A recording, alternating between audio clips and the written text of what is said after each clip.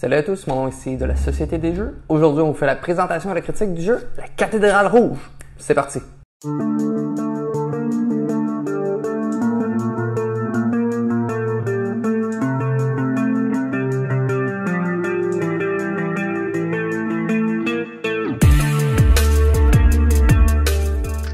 Donc oui, le jeu La Cathédrale Rouge, ou dans sa version anglaise, The Red Cathedral par Deer Game, qui a été réédité dernièrement par Yellow. Justement, c'est un jeu de 1 à 4 joueurs, je vous dirais de 60 à 90 minutes selon mes expériences.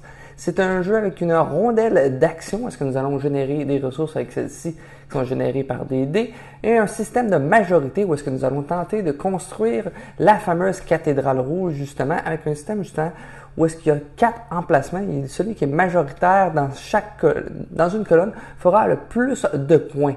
Comment qu'on joue? Je vous explique ça, et ensuite je vous reviens avec ma critique.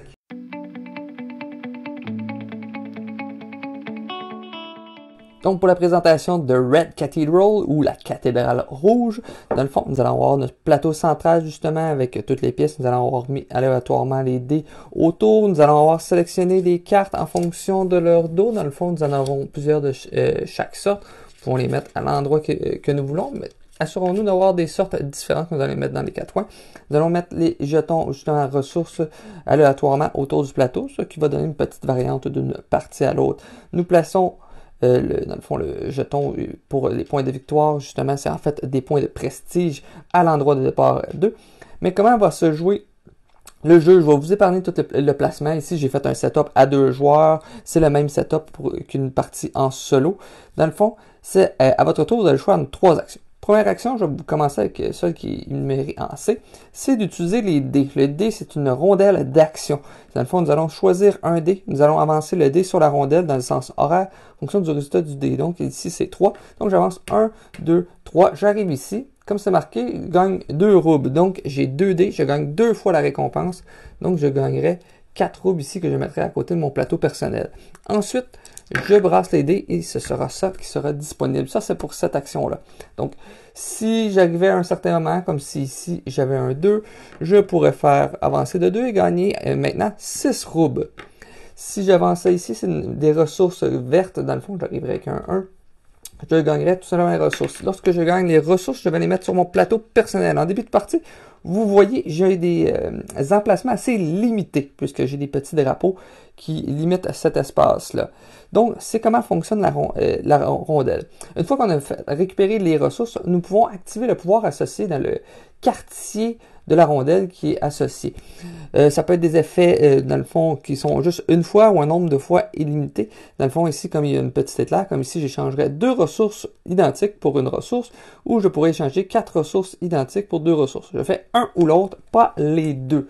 Ça peut être d'autres choses, comme je peux dépenser 1$ pour aller fournir à la cathédrale, parce que le but du jeu va être de faire le plus de points d'histoire, et nous allons surtout les faire en construisant la cathédrale. Ici, tout simplement, ça pourrait vous donner des points de reconnaissance ou échanger des roubles pour des points de prestige. Puisque nous avons des points de reconnaissance, c'est tout simplement, nous allons avancer sur cette petite track-là, mais lorsque nous gagnons des points de prestige, nous avançons beaucoup plus vite en début de partie, et comme vous pouvez voir, ça s'équivaut vers la fin du tour du plateau. Donc ça, c'était pour l'action de la rondelle d'action. Sachez que s'il n'y a plus d'emplacement, s'il y avait déjà 3D, je voudrais faire l'action 1, je ne pourrais pas la faire. Ensuite, nous pouvons réserver un emplacement de la cathédrale. Nous devons tout d'abord réserver sur la ligne du bas, et si quelqu'un a déjà mis un drapeau, on peut commencer à réserver sur la ligne du haut.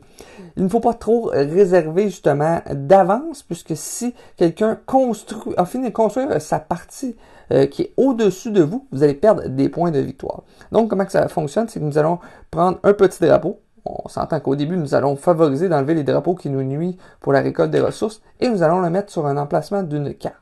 Donc, je pourrais décider, moi, je vais décider de construire cette partie de la cathédrale. Je vais prendre le petit jeton ici. Je pourrais le mettre sur mon plateau personnel en payant le coût. Comme si je paye 2 roubles ici. Je paye ceci. Maintenant, à chaque fois que je vais activer le dé vert, donc si je faisais activer le dé vert, je ferais 1, 2, 3, 4, je gagnerais une petite émeraude mauve, mais en plus, je gagnerais un point ici, c'est de reconnaissance, donc j'avancerai sur la track ici. Si j'avais gagné un jaune ici, donc ici, si je ferais, lorsque j'active le bleu, donc j'avancerai le bleu jusqu'ici, je gagnerais deux pierres vertes, tout simplement. Mais en plus, je gagnerais le bonus du dé vert, donc je gagnerais une autre pièce verte. Même s'il y a plusieurs dés, lorsqu'on active ça, on considère qu'il est tout seul. S'il était ici, j'aurais gagné 2 roches en plus. Donc, c'est les petits bonus, mais il faut être capable de payer pour mettre l'emplacement ici. Ensuite, la dernière action possible, c'est d'aller fournir des ressources à la cathédrale. Nous allons pouvoir en fournir jusqu'à 3. Je prends exemple ici, si j'avais de l'argile, de la pierre, comme ceci, je pourrais fournir 2 pierres, un argile, mais comme vous voyez sur la carte, j'ai besoin d'une pierre mauve, je ne pouvais tout simplement fournir que 3 ressources. Donc, je n'en avais pas fini. Par contre, si à un moment, je réussis à finir ceci, donc tout est complet, j'enlève les ressources et je gagne les bonus associés. Donc, je gagnerai 3 roubles et je gagnerai 7 points de reconnaissance. Donc, je suis à 3, donc je serai rendu à 10. Ensuite, on va retourner la carte comme ceci. On va identifier justement que nous sommes ici. En plus de ceci, j'ai une action bonus. Donc, si je veux, je peux poser une porte, une petite fenêtre ou un ornement qui est sur les tours. Donc, les portes peuvent seulement être à la base, les petites croix seulement au sommet et les petites fenêtres, ça va être sur les pièces qui sont au milieu. Donc, dans ce cas-ci, il y a 3 emplacements seulement pour mettre des petites fenêtres. Pour ce faire, je devrais dépenser les ressources associées, comme si je veux mettre une porte, c'est un bois, une fenêtre, c'est une roche, et de l'or pour mettre la petite croix en haut. Donc, présentement, j'en ai pas, donc je ne pourrais pas le faire. Mais supposons que j'ai un bois qui traîne, je dépense justement le petit bois, je pourrais installer ma porte ici, qui va compter pour un système de majorité à la fin de la partie que je vais vous expliquer plus tard. Et ainsi, on pourrait augmenter aussi nos points de prestige. Nous pouvons décider de dépenser justement des fameuses pierres vertes et mauves. Si je dépense une pierre verte, je fais 1 point de prestige. Donc, j'avance au prochain associé. Comme ici, j'avais une autre pierre verte, je pourrais en dépenser une autre. Je pourrais en dépenser 0, 1 ou 2. Si je fais ça, j'avance encore de 1. Par contre, si j'avais un set différent, donc des pierres vertes et mauves, j'avancerais de 3. Donc, je serais parti d'ici, j'aurais fait 1, 2, 3. Donc, j'aurais avancé très rapidement sur la traque des points. Donc, c'est la manière, justement, au courant de la partie, que vous allez faire des points de partie. Des points de victoire, excusez-moi. Donc, c'est les 3 actions possibles. Nous allons enchaîner les tours jusqu'à temps que la dernière carte, justement, de la cathédrale serait remplie. Dans le fond, la carte serait tournée. Donc, on arrive à la fin de partie. Je sais que j'ai dit que lorsque la cathédrale était complétée, mais c'est en fait où est-ce que vous avez vos petites bannières, justement. Lorsqu'il y a un joueur qui complète sa 6e carte, ça va déclencher la fin de la partie. On complète le tour en cours pour qu'on ait le même nombre de tours. Dans le fond, comment ça va fonctionner? C'est vous comptez le nombre de cartes qui sont complétées. Est-ce que ça se peut qu'il y en ait qui ne sont pas complétées? Chaque carte vaut 2 points et vous comptez le nombre d'ornements. Comme ici, ça vaudrait 2 plus 2, 4, 5, 6 points. Et nous regardons celui qui est majoritaire. On va compter les petites bannières. Comme vous pouvez voir, je crois que j'avais dit justement qu'on pouvait poser justement des portes. Nous pouvons les poser, en fait les portes, les fenêtres et les ornements au sommet, nous pouvons les poser sur n'importe quelle carte complétée. Donc c'est pour ça que vous pouvez voir qu'il y a des ornements sur d'autres cartes. Donc ici, comme je le disais, ça valait 6 points. Le rouge est majoritaire, parce qu'il y a 1, 2, 3. Donc il gagne 6 points. Ici, dans le bleu en a 3. Et le rouge en a 3 également. Donc, il y aurait égalité. Donc, on se séparait les points. Donc, ici, ce serait 2, 4, 5, 6, 7, 8, 9, 10 points que ça pourrait être séparé. Donc, on serait au deuxième joueur. Le deuxième joueur, c'est la moitié. Donc, 5 points chacun. Sachez que à 2 joueurs, le deuxième, en fait, le tiers. Donc, ici, comme je disais, c'était 6 points. Donc, le premier va avoir 6 points. Mais le deuxième joueur, le joueur bleu, va accumuler seulement 2 points. Il n'obtiendra pas 3 points. Ici, comme vous voyez, c'est tout simple. Ici, c'est lui qui est majoritaire. Ici, c'est encore une égalité à ce niveau-là. Donc, on va accumuler justement des points de prestige. Ça ne sera pas des points de reconnaissance parce que ici, ça va vous faire avancer sur les points de les prestiges, non de petites reconnaissances en bas. Celui qui aura le plus de points en fin de partie remporte tout simplement. Il faut noter aussi que j'ai oublié, vous avez certaines choses pour mitiger un petit peu le hasard ici. Vous pouvez perdre un point de prestige si vous êtes en manque de roubles, dans le fond. Ici, vous pouvez aussi, dans le fond, perdre un point de prestige pour rerouler un lot de dés juste à un certain endroit. Et en fonction de votre couleur, vous pouvez dépenser des roubles pour faire avancer le dé blanc et le dé à votre couleur d'une case de plus. Donc si je voulais avancer le rouge, je pourrais faire 1, 2, 3 et dépenser 2 roubles pour aller chercher du bois ici.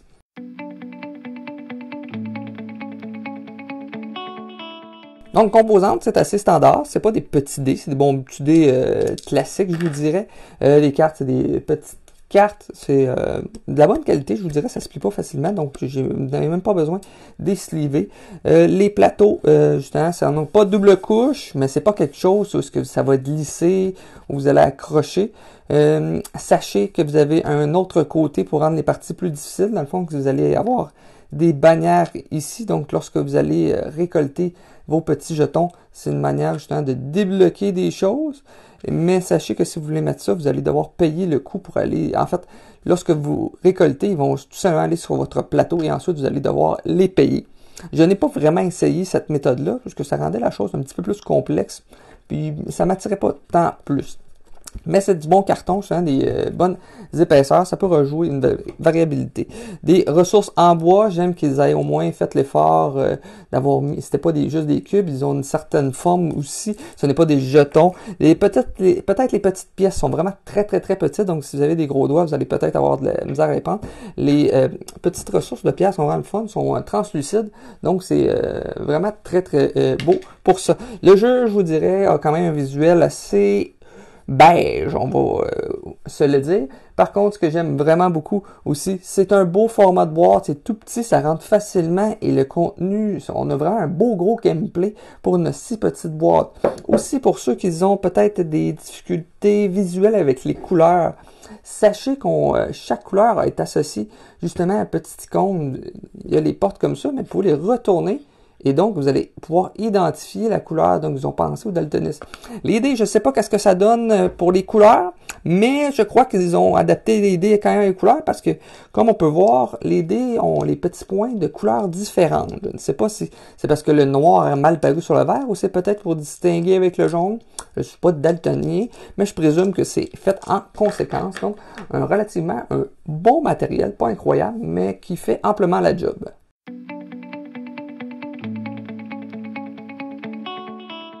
Donc voilà, c'était la présentation de Red Cathedral, ou la cathédrale rouge. Maintenant, ma critique en 8 points. Premièrement, le temps de jeu. Le temps de jeu, justement, je trouve que c'est un bon format, surtout à 2 joueurs. Je vous dirais que ça tourne autour de 60 minutes, 90 minutes à 4 joueurs. La partie va se rallonger puisque il y aura plus de temps d'attente un petit peu au travers des tours, mais c'est un jeu qui se déroule quand même assez vite. Donc, c'est un temps de jeu pour un gameplay intéressant. Donc, ça fait du sens, 60 à 90 minutes, pour ce type de jeu-là. Esthétique, on va repasser, hein. C'est même les petits personnages sur les cartes, c'est assez ordinaire. Même l'espèce de cercle avec des quartiers. Je suis pas sûr. La cathédrale, une fois montée, est assez jolie, mais dans son ensemble, c'est assez ordinaire niveau esthétique. Facilité de jouer. Ça, j'ai vraiment apprécié ça. Vous avez 3 actions. Soit que vous générez des ressources avec la rondelle d'action, soit que vous réservez un emplacement sur justement la cathédrale, ou vous fournissez des ressources. C'est aussi simple que ça. Donc, normalement, les tours vont être assez fluides. Stratégie de jeu. Je vous dirais que la stratégie de jeu va être différente un petit peu sur le nombre de joueurs, puisque si vous êtes seulement 2 joueurs, vous allez avoir des emplacements réduits, oui, mais à 4 joueurs, vous allez possiblement vous battre plus justement pour chaque colonne qu'on y retrouve. Donc, il y aura peut-être un système de savoir où mettre ces petits ornements aux bons emplacements. Mais que c'est justement, même à 2 joueurs, c'est bon. C'est peut-être plus intéressant à 4 joueurs au niveau de la stratégie, au niveau de la cathédrale. Par contre, niveau stratégie de jeu, c'est un petit peu plus difficile au niveau de la rondelle d'action de prédire un petit peu ses coups lorsqu'on est plus de joueurs, parce qu'il y aura 3 autres joueurs qui vont passer avant nous. Par contre, à 2 joueurs, c'est beaucoup plus stratégique et beaucoup plus facile d'essayer d'organiser un coup d'avance. Donc, c'est quand même bien balancé. La rondelle est plus intéressante à 2 joueurs pour le niveau stratégique. Sinon, la cathédrale va être plus intéressante à 4 joueurs. Mécanique de jeu. Le mécanisme de rondelle d'action, je trouve qu'il en manque tellement dans le jeu de société. C'est tellement satisfaisant. J'aime tellement Teotihuacan, justement, où est-ce qu'on fait des actions sur une rondelle. C'est, dans le fond, vous avez un sac, vous allez déplacer un dé ou un objet, normalement, c'est un certain nombre de cases prédéfinies. Ici, c'est les dés qui définissent le nombre de cases qu'on peut avancer. Mais j'aime tellement ce principe de mécanisme-là avec un système de majorité qui, étonnamment, les systèmes de majorité fonctionnent plus ou moins bien à 2 joueurs, mais qui est efficace dans ce jeu à 2 joueurs. À l'immersion. On s'entend, c'est un jeu assez mécanique. Oui, il y a un petit aspect justement de la cathédrale qu'on va construire. C'est moins prestigieux si quelqu'un qui a pris le travail au-dessus de nous le termine avant nous, on va perdre des points. Là, oui, ça fonctionne dans des mots thématiques. Rondelle d'action, par contre, c'est complètement mécanique. Donc, l'immersion n'est pas là. La rejouabilité, moi, je l'apprécie grandement.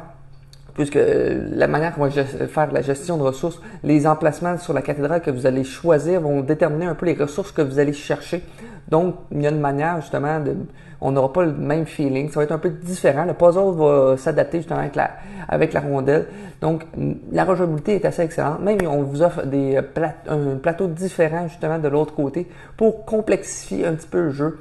Peut-être un peu inutile pour moi, parce que le jeu de base, je trouve qu'il est vraiment excellent. Mais sachez que c'est disponible. Le solo, moi je le trouve vraiment excellent dans mes goûts, je vous dirais, puisque c'est un jeu que justement il va jouer peut-être en 45 minutes, 1 heure maximum, qu'on va reprendre vraiment le gameplay qu'on retrouve dans une partie à 2 joueurs, puisque le solo est un automa. On va savoir d'avance quand même qu'est-ce qu'il va faire. Le joueur automa, dans le fond, aura des cartes devant lui, il va bouger des dés à chaque fois et il va réaliser des actions. Il y aura un moyen possiblement de bloquer un petit peu justement cet adversaire-là. Mais généralement, il va être assez efficace. C'est un petit peu un timer, justement, que vous allez avoir, parce qu'il va vous mettre de plus en plus de pression au niveau de la cathédrale pour vous pousser à construire de plus en plus vite vos emplacements. Donc, c'est un euro qui reprend vraiment bien les mécaniques dans une simplicité. Peut-être votre première partie, les icônes ne sont pas très, très claires, mais à la deuxième partie, ça va devenir de plus en plus fluide. Donc, au final, ça donne une note sur 8, de 6 sur 8. Donc, c'est un jeu qui est assez équilibré dans son ensemble, je vous dirais. On s'entend que ça concorde un petit peu dans mes vidéos que j'ai faites dernièrement. C'est un jeu qui est plus mécanique que thématique. Sinon, au plaisir dans l'ensemble de jouer, on dirait que c'est un bon 8 sur 10. 8 sur 10, là, on tombe dans un silver approval quasiment pour moi. Là. C'est vraiment un excellent jeu, surtout son format de boîte que je trouve vraiment excellent pour le gameplay. Souvent, j'ai parlé dans d'autres vidéos que j'ai faites par le passé, le plaisir de jouer sur le temps de jeu. Il est grand ici, mais là ici on peut mettre un autre graphique un peu. Le plaisir de jouer qu'on a dans un jeu et son volume qu'il prend dans votre calax. Comme par exemple Persévérance, c'est très très bon, mais ça prend tellement de place. Ici c'est vraiment minuscule. Je rentre dans une calax ou dans un trou de calax en fait que je peux rentrer environ peut-être 8 jeux dans celle-ci. Donc vraiment excellent, une belle production justement pour un bon gameplay dans une boîte bien compacte. Vous, est-ce que vous avez essayé la Cathédrale Rouge? À quoi vous avez pensé de ce jeu-là? Niveau des rondelles d'action, est-ce que c'est une mécanique qui vous intéresse? Quel est votre jeu favori avec la rondelle d'action? De mon côté, c'est Teotihuacan. Donc, on se revoit dans les commentaires pour ça. Sinon, laissez-moi un like ou abonnez-vous à la chaîne pour suivre nos prochaines vidéos sur la chaîne. Sinon, on se revoit dans une prochaine. Ciao!